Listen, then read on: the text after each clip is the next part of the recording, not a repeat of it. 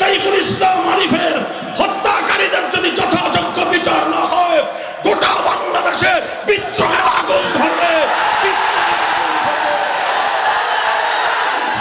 এই ইসকন আমার ভাইকে হত্যা করবার দুঃসাহস দেখায়। আমরা ধৈর্য ধারণ করছি, আমরা ধৈর্যের চরম পরাকাষ্ঠা প্রদর্শন করছি, আমরা আমাদের কর্মীদেরকে শান্ত রাখার চেষ্টা করছি। এটাকে যদি কেউ আমাদের দুর্বলতা ভাবেন, বোকার স্বর্গে বসবাস করবেন। স্পষ্ট ভাষায় বলতে চাই, এই যে আমার ভাইকে যারা হত্যা করব, শহীদ সাইফুল ইসলাম আরিফের হত্যাকারীদের যদি যথাযোগ্য বিচার না হয়, গোটা বাংলাদেশে বিদ্রোহের আগুন ধরবে।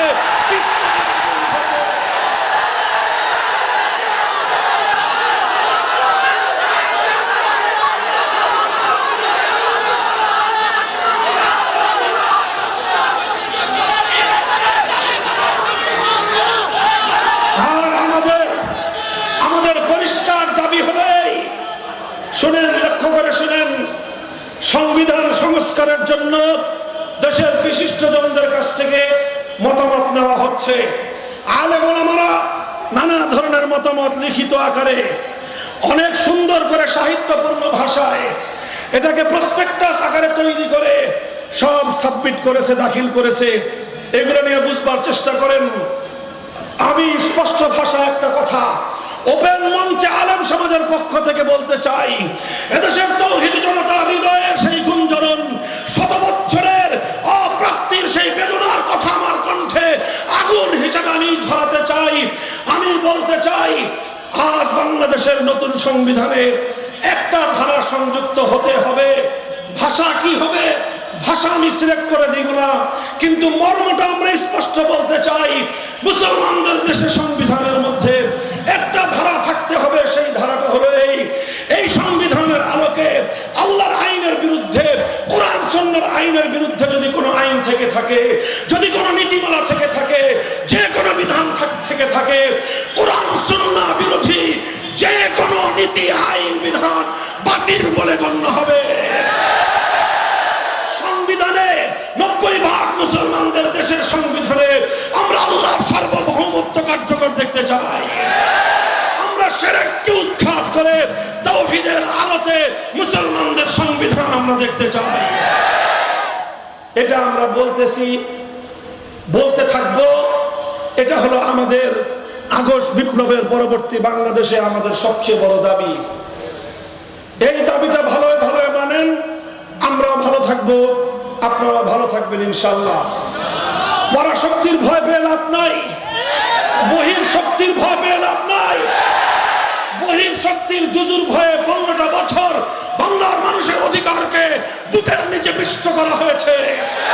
বহির শক্তির আধিপত্যবাদের কারণে বাংলাদেশের মানুষ 15 বছর পর্যন্ত অর্থনৈতিক এবং ভোটাধিকার থেকে বঞ্চিত হয়েছে।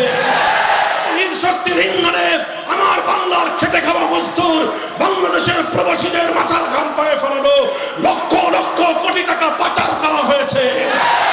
আমার বাংলাদেশকে ভিনদেশী প্রভুদের ইশারায় তলবিহীন ঝুড়িতে পরিণত করা হয়েছে। কাজেই বিদেশি প্রভুদেরকে আর তোয়াজ করে লাভ নাই। দেশের জনগণের অভিপ্রায়কে সম্মান দেওয়ার চেষ্টা করুন। আগস্ট বিপ্লব, কেউ বলতে পারেন হুজুর আগস্টের বিপ্লব কি ইসলামী বিপ্লব হয়েছে? আমি বলবো, যদিও আগস্টের বিপ্লবকে আমি এই মুহূর্তেই পূর্ণাঙ্গ ইসলামী বিপ্লব বলতে চাই না, তবে আমি অবশ্যই বলবো, সূর্য উদয়ের আগে যেরকম সুবহে সাদেক হয়, সুবহে সাদেকের আলো দেখলে দুনিয়ার মানুষ বুঝে যায় আর কিছুক্ষণ পরেই সূর্যের উদয় ঘটবে। 5ই আগস্টের বিপ্লব ইসলামী বিপ্লবের সূর্যোদয় হয়নি, তবে ইসলামী বিপ্লবের সূর্যোদয়ের আগে 5ই আগস্ট নতুন সুবহে জাদিদ হিসেবে আবির্ভূত হয়েছে। এখান থেকে প্রমাণিত হয়েছে এখন শুধুমাত্র বাংলার কওমি মাদ্রাসার ছাত্র নয়, বাংলাদেশের প্রতিটি পাবলিক বিশ্ববিদ্যালয়ে আল্লাহর জমিনে আল্লাহর দ্বীন বাস্তবায়ন করার সৈনিক তৈরি হয়ে গিয়েছে। সুতরাং আমাদের এই কথা দাবি হিসেবে যদি গ্রহণযোগ্য না হয়, প্রশ্ন করতে পারেন কি করবেন? পরিষ্কার কথা বলে যাই, আল্লাহর কোরআনের রাজ কায়েম করার জন্য, আল্লাহর জমিনে আল্লাহর কোরআনের সংবিধান বাস্তবায়ন করার জন্য প্রয়োজনে আমরা যুদ্ধ করব, যুদ্ধ করব, যুদ্ধ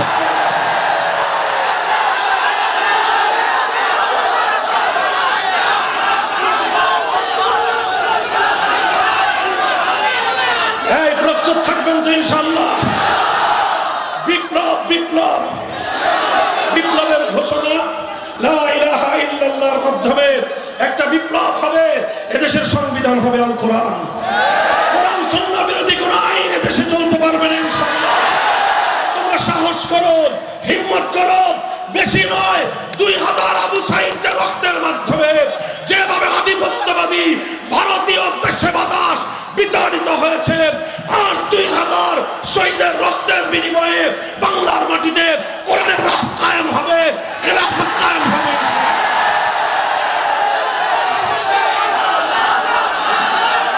হ্যাঁ, প্রস্তুত থাকবেন তো ইনশাআল্লাহ?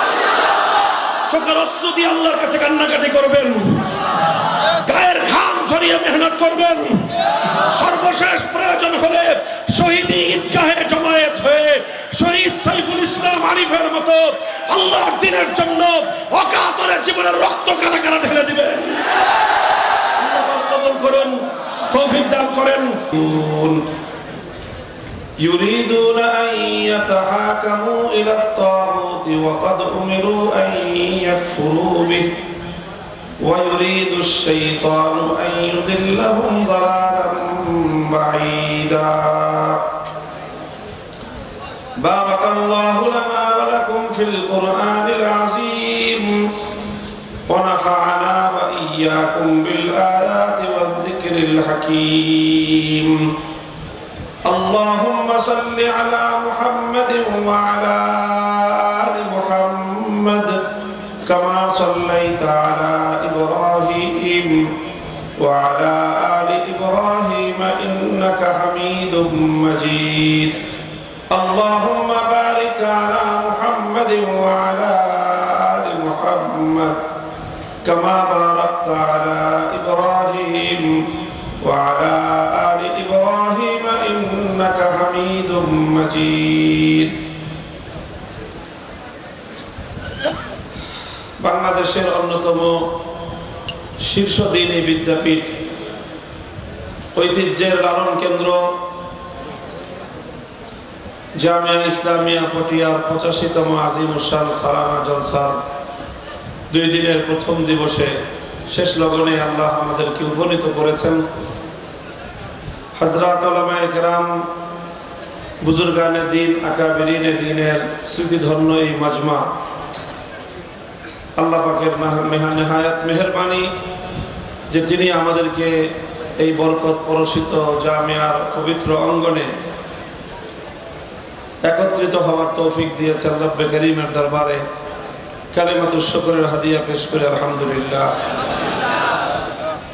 মুহতারাম হাজিরিন, হযরত উলামায়ে কেরামের কাছ থেকে আপনারা অনেক কথা শুনেছেন। জামিয়া ইসলামিয়ার পটিয়ার মঞ্চে জীবনে প্রথমবারের মতো আপনাদের সাথে কিছু খিতাব করার সৌভাগ্য আমি অর্জন করলাম। এই জামিয়ায় দীর্ঘদিন ধরে যাতায়াত, আল্লামা হারুন ইসলামাবাদী রহমতুল্লাহ আলাইহির সঙ্গে আত্মীয়তার সূত্রে বহুবার এখানে যাতায়াত হয়েছে।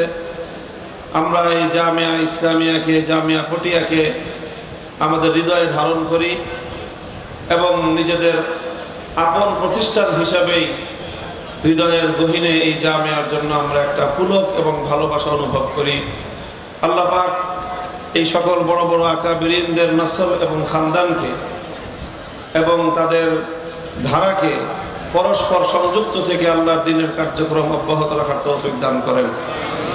আমি আপনাদের সম্মুখে পবিত্র কোরআনে পাকের সূরাতুন নিসার 60 নম্বর আয়াতটি তেলাওয়াত করেছি। সুদীর্ঘ আলোকপাতের সুযোগ নেই, গভীর রাত্রিতে সংক্ষিপ্ত পরিসরে বর্তমান সময়ের আমাদের জাতীয় জীবনের যে গুরুত্বপূর্ণ প্রেক্ষাপট, সেই প্রেক্ষাপটকে সামনে রেখে কিছু কথা আমি আরজ করব।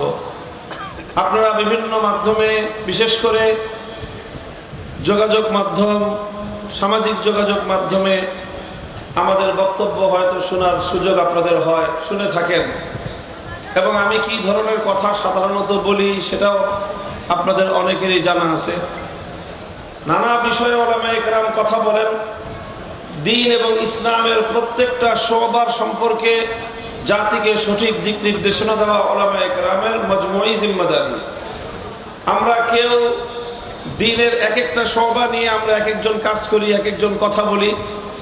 সেই সূত্রে তাকসিমে কার, কর্মবন্টনের যে ফিতরি নিজাম, কর্মবন্টন এবং তাকসিমে কারের যে আল্লাহ পাক রব্বুল আলামিনের সৃষ্টিগত যেই সিস্টেম, সেই ধারায় সাধারণত সমাজ এবং রাষ্ট্রের অসঙ্গতির বিষয়গুলোকে চোখে আঙ্গুল দিয়ে দেখিয়ে দেওয়াকে আমি আমার নিজের জীবনের অন্যতম ব্রত হিসেবে গ্রহণ করেছি। এবং আমি আপনাদের কাছে দোয়া চাই, যদিও এই কাজটা অনেক কঠিন কাজ, আল্লাহ পাক রব্বুল আলামিনের সাহায্যে এ পর্যন্ত করে আসছি। আগামী দিনেও আমাদের বড়দের তত্ত্বাবধানে, তাদের দিক নির্দেশনায় এ দায়িত্ব যেন সুচারুরূপে আঞ্জাম দিয়ে যেতে পারি। আল্লাহ যেন আমাকে হকের পথে অটল এবং অবিচল রাখেন। সমাজ এবং জাতীয় জীবনের গুরুত্বপূর্ণ বিষয়গুলোতে উলামায়ে কেরামের পক্ষ থেকে দিক নির্দেশনা যদি না থাকে, তাহলে কওম এবং মিল্লাত গভীর সংকটে নিপতিত হবে। মানুষ একসময় বাতিলকে হক মনে করতে আরম্ভ করবে এবং মানুষ একসময় তাদের জাতীয় জীবন থেকে ইসলামকে নির্বাসনে পাঠিয়ে দিবে। জাতীয় জীবনে যখন ইসলাম নির্বাসিত হবে, ব্যক্তিগত জীবনে ধর্ম এবং দ্বীন পালন করা সম্ভব হবে না। এই জন্য আমরা পরিষ্কার ভাষায় বলছি যে যেখানে অসঙ্গতি দেখব, যেখানে কোরআন এবং সুন্নাহ বিরোধী কার্যকলাপ দেখব, জীবনের কি পরিণাম হবে সেই পরিণাম নিয়ে ভাবার আগে নিজের উপর আল্লাহ এবং তার রাসূলের পক্ষ থেকে অর্পিত দায়িত্ব পালনে আমরা সচেষ্ট হব।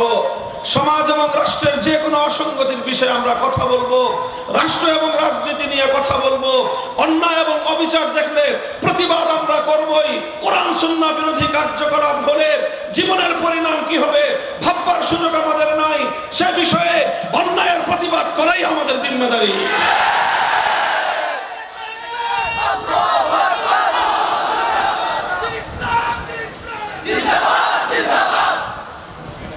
মুহতারাম হাজিরিন, কোরআনে পাকের যে আয়াত আমি আপনাদের সম্মুখে তেলাওয়াত করেছি, এর সংক্ষিপ্ত ভাবার্থ আমি আপনাদের সম্মুখে প্রথম তুলে ধরি। তরজমাটা আল্লাহ বলেছেন এবং বড় আশ্চর্য নিয়ে আল্লাহ বলেছেন, বিস্ময় নিয়ে আল্লাহ বলেছেন যে এটা কিভাবে সম্ভব।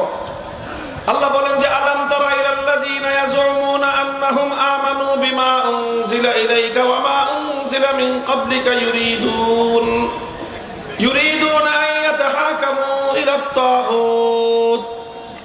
আল্লাহ বলেন যে দেখো, আশ্চর্যজনক একটা বিষয়, কিছু মানুষ এমন আছে যারা নিজেদেরকে ঈমানদার বলে পরিচয় দেয়, দাবি করে যে তারা নাকি ঈমানদার, অথচ নিজেরা নিজেদেরকে ঈমানদার বলে দাবি করার পরেও ইউরিদুনা আন ইয়াতাহাকামু ইলাত তাগুত, তারা তাগুতের কাছে বিচার চায়, তারা তাগুতের কাছে সিদ্ধান্ত চায়, তারা তাগুতের কাছে ফয়সালা চায়। আল্লাহর কোরআনের এই আয়াতের মর্ম এবং ভঙ্গি হলো এই যে যারা আল্লাহর উপর ঈমানদার হতে পারে তারা কোনোদিন তাগুতের সিদ্ধান্ত মানতে পারে না। একজন মানুষ আল্লাহর উপরেও ঈমানদার হবে, তাগুতের সিদ্ধান্ত মানবে, আল্লাহর উপর বিশ্বাসী হবে, তাগুতকে মেনে নিবে। আলো আর অন্ধকার যেমন একত্রিত হতে পারে না, রাত আর দিন যেমন একত্রিত হতে পারে না, আল্লাহর উপর একত্ববাদে বিশ্বাসী ঈমানদার কোশ্চিনকালেও তাগুতকে মেনে নিতে পারে না। এটাই কোরআনের এই আয়াতের অর্থ।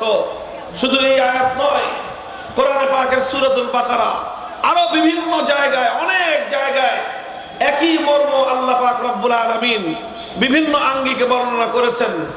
আল্লাহ বলেছেন, قد تبين الرشد من الغي فمن يكفر بالطاغوت ويؤمن بالله فقد استمسك بالعروة الوثقى تبين الرشد من الغي। সত্য এবং মিথ্যা স্পষ্ট, হক এবং বাতিল স্পষ্ট, সঠিক পথ এবং ভুল পথ স্পষ্ট। ফামান ইয়াকফুর বিত-তাগুত ওয়া ইউমিন বিল্লাহ, যে তাগুতকে অস্বীকার করবে আর আল্লাহর উপর ঈমান আনবে সেই সরল এবং সঠিক পথকে ধারণ করলো। অর্থাৎ আল্লাহর উপরে ঈমান তখনই গ্রহণযোগ্য হবে একজন মানুষ তাগুতকে যখন অস্বীকার করবে। আর একজন মানুষ যখন তাগুতকে স্বীকার করবে, সে ব্যক্তি জীবনে অনেক কিছু হতে পারে, হাজি গাজি পাজি হতে পারে, ঈমানদার হতে পারে না। কোরআন পরিষ্কার বলেছে, আল্লাযীনা আমানু ইউকাতিলুনা ফি সাবিলিল্লাহ ওয়াল্লাযীনা কাফারু ইউকাতিলুনা ফি সাবিলিত তাগুত। যারা ঈমানদার তারা লড়াই করে আল্লাহর পথে, যারা কাফের মুশরিক বেঈমান তারা লড়াই করে তাগুতের পথে। আল্লাহর পথ ভিন্ন, তাগুতের পথ ভিন্ন। ইমানদারের কাজ আল্লাহর পথে লড়াই করা, বেঈমানের কাজ তাগুতের পথে লড়াই করা। হক আর বাতিলের লড়াই চিরন্তন লড়াই, হক আর বাতিলের দ্বন্দ্ব চিরন্তন দ্বন্দ্ব। ইমানদারকে কুফরের বিরুদ্ধে লড়তেই হবে, লড়তে লড়তে জীবন দিতে হলে জীবন দিতে হবে। তবু তাগুতের সামনে, বেঈমানের সামনে, কুফরের সামনে মাথা নত করবার সুযোগ না।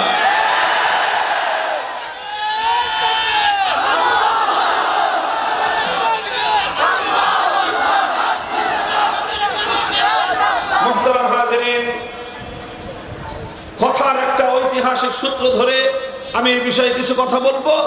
সেই আলোচনায় যাওয়ার আগে আমাকে তাগুতের পরিচয় দিতে হবে। কোরআনে পাকের বহুল ব্যবহৃত একটা শব্দ হলো আত-তাগুত। মা হুয়া আত-তাগুত, মা মানা আত-তাগুত, এর ডেফিনিশন, এর সঙ্গে এবং এর পরিচয় সকল মুফাসসিরিনগণ আলোচনা করেছেন। কাদিমান ওয়া হাদিসান, সাহাবায়ে কেরামের যুগ থেকে নিয়ে বর্তমান কালের কোরআন গবেষক এবং মুফাসসিরিনে কেরামগণ তারা সকলে তাগুতের যেই পরিচয় দিয়েছেন সেই পরিচয়ের সারমর্ম হলো এই।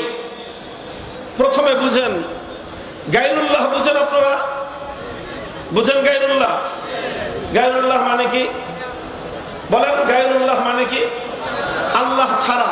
গায়রুল্লাহ মানে এই পৃথিবীতে আল্লাহ ছাড়া যা আছে সবই কি? আল্লাহ ছাড়া যা আছে সব গায়রুল্লাহ।